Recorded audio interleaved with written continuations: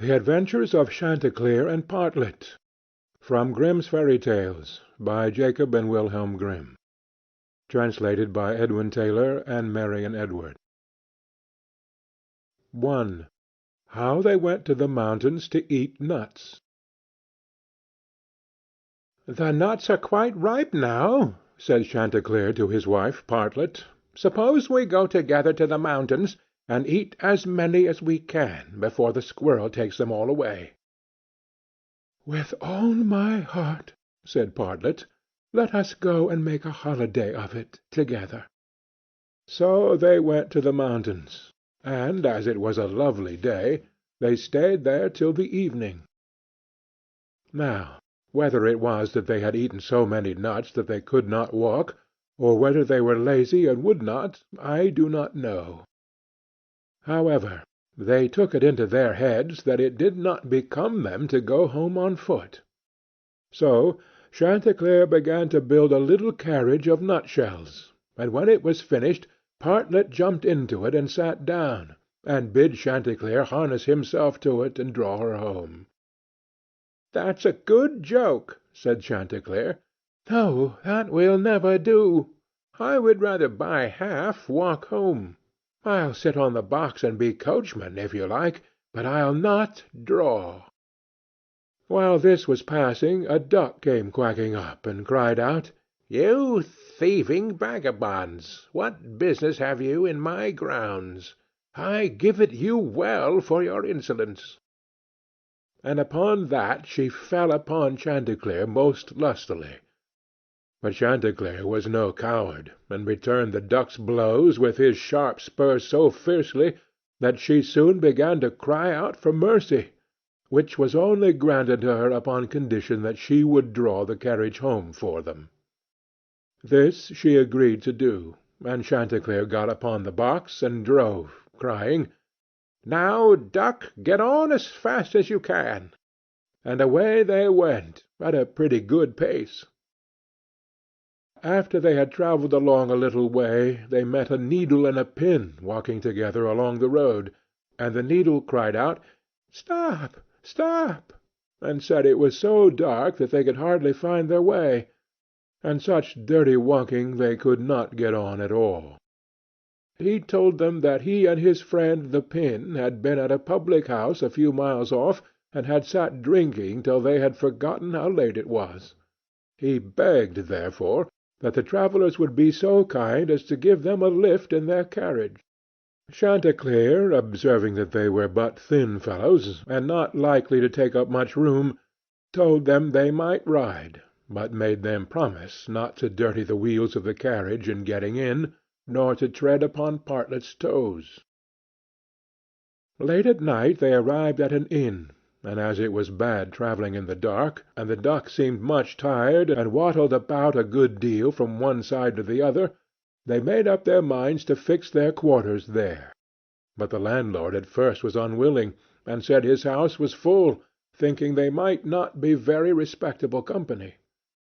However, they spoke civilly to him, and gave him the egg which Partlet had laid by the way, and said they would give him the duck, who was in the habit of laying one every day. So at last he let them come in, and they bespoke a handsome supper, and spent the evening very jollily. Early in the morning, before it was quite light, and when nobody was stirring in the inn, Chanticleer awakened his wife, and, fetching the egg, they pecked a hole in it, ate it up, and threw the shells into the fireplace. They then went to the pin and needle, who were fast asleep, and seizing them by the heads, stuck one into the landlord's easy-chair, and the other into his handkerchief, and having done this they crept away as softly as possible. However, the duck, who slept in the open air in the yard, heard them coming, and jumping into the brook which ran close by the inn, soon swam out of their reach. An hour or two afterwards the landlord got up and took his handkerchief to wipe his face, but the pin ran into him and pricked him. Then he walked into the kitchen to light his pipe at the fire, but when he stirred it up the egg-shells flew into his eyes, and almost blinded him. "Bless me!" said he. all the world seems to have a design against my head this morning." And so saying, he threw himself sulkily into his easy-chair. But, oh dear, the needle ran into him, and this time the pain was not in his head. He now flew into a very great passion, and suspecting the company who had come in the night before, he went to look after them, but they were all off. So he swore that he never again would take in such a troop of vagabonds, who ate a great deal, paid no reckoning, and gave him nothing for his trouble but their apish tricks. 2. How Chanticleer and Partlet went to visit Mr. Corbus. Another day Chanticleer and Partlet wished to ride out together. So Chanticleer built a handsome carriage with 4 red wheels, and harnessed 6 mice to it, and then he and Partlet got into the carriage, and away they drove. Soon afterwards a cat met them, and said, "Where are you going?" And Chanticleer replied, "All on our way a visit to pay to Mr. Corbus the fox to-day." Then the cat said, "Take me with you." Chanticleer said, "With all my heart. Get up behind, and be sure you do not fall off. Take care of this handsome coach of mine, nor dirty my pretty red wheels so fine. Now, mice, be ready, and wheels, run steady, for we are going a visit to pay to Mr. Corbus the fox to-day." Soon after came up a millstone, an egg, a duck, and a pin, and Chanticleer gave them all leave to get into the carriage and go with them. When they arrived at Mr. Corbus's house, he was not at home. So the mice drew the carriage into the coach-house, Chanticleer and Partlet flew upon a beam, the cat sat down in the fireplace, the duck got into the washing-cistern, the pin stuck himself into the red pillow, the millstone laid himself over the house-door, and the egg rolled himself up in the towel. When Mr. Corbus came home, he went to the fireplace to make a fire, but the cat threw all the ashes in his eyes. So he ran to the kitchen to wash himself, but there the duck splashed all the water in his face, and when he tried to wipe himself, the egg broke to pieces in the towel all over his face and eyes. Then he was very angry, and went without his supper to bed. But when he laid his head on the pillow, the pin ran into his cheek. At this he became quite furious, and jumping up would have run out of the house, but when he came to the door the millstone fell down on his head and killed him on the spot. 3. How Partlet died and was buried, and how Chanticleer died of grief. Another day Chanticleer and Partlet agreed to go again to the mountains to eat nuts, and it was settled that all the nuts which they found should be shared equally between them. Now Partlet found a very large nut, but she said nothing about it to Chanticleer, and kept it all to herself. However, it was so big that she could not swallow it, and it stuck in her throat. Then she was in a great fright, and cried out to Chanticleer, "Pray run as fast as you can, and fetch me some water, or I shall be choked." Chanticleer ran as fast as he could to the river, and said, "River, give me some water, for Partlet lies in the mountain, and will be choked by a great nut." The river said, "Run first to the bride, and ask her for a silken cord to draw up the water." Chanticleer ran to the bride, and said, "Bride, you must give me a silken cord, for then the river will give me water, and the water I will give to Partlet, who lies on the mountain and will be choked by a great nut." But the bride said, "Run first and bring me my garland that is hanging on a willow in the garden."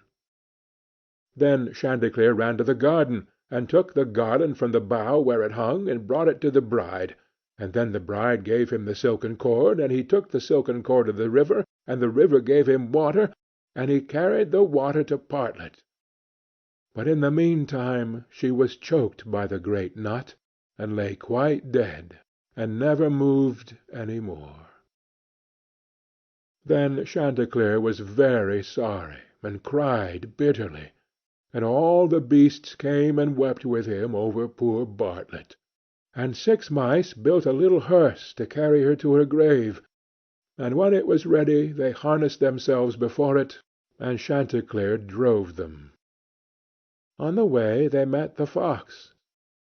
"Where are you going, Chanticleer?" said he. "To bury my Partlet," said the other. "May I go with you?" said the fox. "Yes, but you must get up behind, or my horses will not be able to draw you." Then the fox got up behind, and presently the wolf, the bear, the goat, and all the beasts of the wood came and climbed upon the hearse. So on they went till they came to a rapid stream. "How shall we get over?" said Chanticleer. Then said a straw, "I will lay myself across, and you may pass over upon me." But as the mice were going over, the straw slipped away and fell into the water, and the 6 mice all fell in and were drowned. What was to be done? Then a large log of wood came and said, "I am big enough. I will lay myself across the stream, and you shall pass over upon me." So he laid himself down, but they managed so clumsily that the log of wood fell in and was carried away by the stream. Then a stone, who saw what had happened, came up and kindly offered to help poor Chanticleer by laying himself across the stream. And this time he got safely to the other side with the hearse, and managed to get Partlet out of it. But the fox and the other mourners, who were sitting behind, were too heavy, and fell back into the water, and were all carried away by the stream and drowned. Thus Chanticleer was left alone with his dead Partlet, and having dug a grave for her, he laid her in it, and made a little hillock over her. Then he sat down by the grave, and wept and mourned till at last he died too, and so all were dead. End of the Adventures of Chanticleer and Partlet.